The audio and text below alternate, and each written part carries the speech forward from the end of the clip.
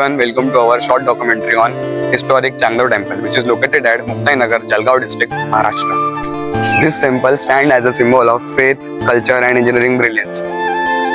This project is proudly presented by the Heritage Explorer Club of Government College of Engineering, Jalgaon, under the Department of Mechanical plus Civil as well as with Science and Humanities Department. Let's begin the journey to explore the history, engineering perspective and the living traditions of this sacred site.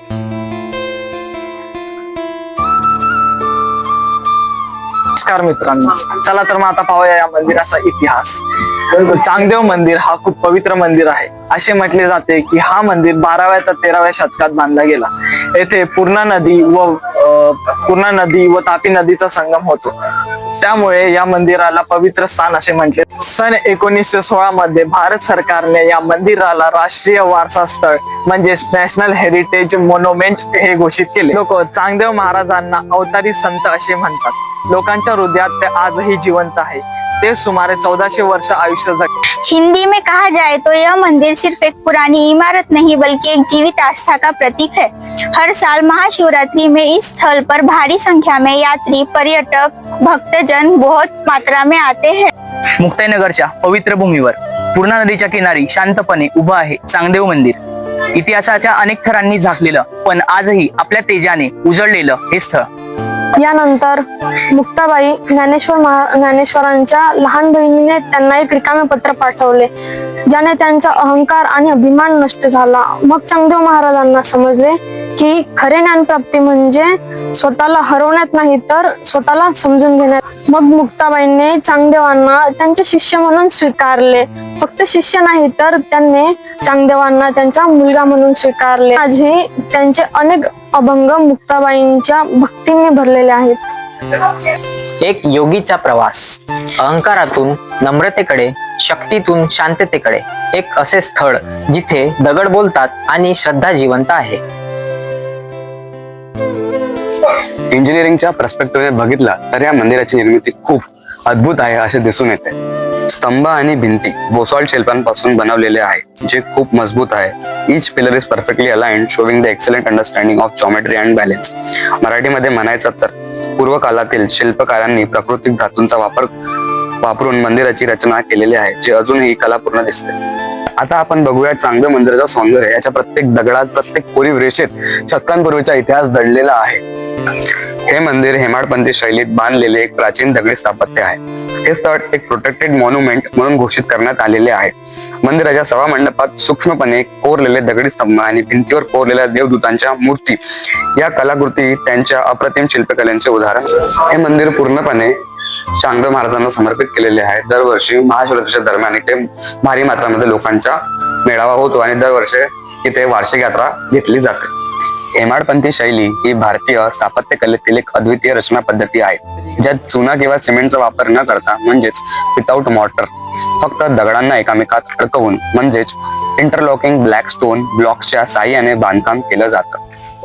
या शैलीचे मुख्य वैशिष्ट्य म्हणजे मजबूत व स्थानिक दगडांचा वापर, सूक्ष्म कोरीव कामे, उत्कृष्ट नियोजन म्हणजेच प्रॅग्मॅटिक प्लॅनिंग आणि टेनॉन मॉर्टाइज जॉईंट्स. या शैलीचे नावे हेमाडीपंथी किंवा हेमाडीपंथ असं आहे. यादव राजवंशातील 12व्या व 13व्या शतकातील एका मंत्राच्या नावावरून हे नाव देण्यात आले. प्रामुख्याने ही शैली महाराष्ट्रात आणि दख्खन प्रदेशातील 12व्या व 13व्या शतकातील पसरली. हाय मित्रा, काय नाव आहे तुझं? माझं नाव मोक्ष आहे. तू रोज येतो काय ते मंदिरामध्ये? हा, 2-3 दिवसात. 2-3 दिवसांमध्ये. ठीक आहे. मंदिराचा टायमिंग वगैरे काही माहिती? सकाळी 7 वाजता आणि सायंकाळी 7 वाजता बंद होते. दादा, मी जळगावचा गव्हर्नमेंट कॉलेज ऑफ इंजिनिअरिंग इथून आलेलो आहे. तर आमचं हेरिटेज एक्सप्लोरर नावाचा एक क्लब आहे. त्यामध्ये आम्ही जे पण हिस्ट्रीचे प्लेसेस आहेत ना त्याबद्दल माहिती काढतो. तर मी तुला 2-3 प्रश्न विचारतो, त्याचे मला उत्तर दे. तर हे जे चांगदेवांचं मंदिर आहे, हो, तर याबद्दल तुला काय माहिती? तर इथे हे मंदिर खूप जुनं आहे आणि हे 1300व्या शतकामधलं आहे हे. आणि हे बाहेरून हे जे सगळं आहे ना हे कोरूनच बनवलेलं आहे हाताने. ठीक आहे. आणि इथे काही असं स्पेशल उत्सव वगैरे होतो का? हा, महाशिवरात्रीमध्ये इथे खूप मोठी यात्रा होते 5-6 दिवसांची. आणि इथे म्हणजे तुला काय वाटतं कोणते म्हणजे इथं लोक येतात? म्हणजे इथे मुक्ताबाईचं मंदिर आहे तर इथे वारकरी संप्रदायाचे लोक आणि येतात. असे चांगदेव गावातले लोक टुरिस्ट येतात. हो ठीक आहे. आणि तू म्हणजे किती दिवसातून येतो मंदिराची भेट द्यायला? 1-2 दिवसात. तुला काय खास वाटतं या मंदिराबद्दल? हे मंदिर म्हणजे तू- स्पेशल आहे, कोरूनचं बनवलेलं आहे. मला हे खूप आवडतं. तू धन्यवाद. ओके. काढावर 65 ओढे ते चांगले पाठीचे असा ग्रंथ झाला. तर चांगले आता जे बोलतोय मी हे तुम्हाला जी माहिती मी सांगली तर ते चांगले पाठीचे म्हणून सांगते. पण त्यांनी 65 ओढ्या लिहिल्यानंतर हे चांगले पाठीचे हा मोठा ग्रंथ तयार झाला.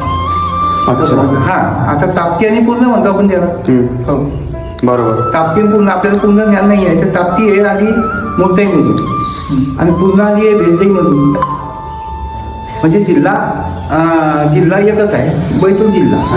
आणि मूर्ताईमधून आधी याचा रंग कसा आहे, तापीचा रंग कसा आहे, निळसर. आणि पूर्ण कशी आहे, भुरकट. तर सांगायचं तात्पर्य येते की ह्या सूर्यकन्या आणि चंद्रकन्याच्या कन्या होत्या. सूर्य आहे ना, सूर्याच्या कन्या होत्या.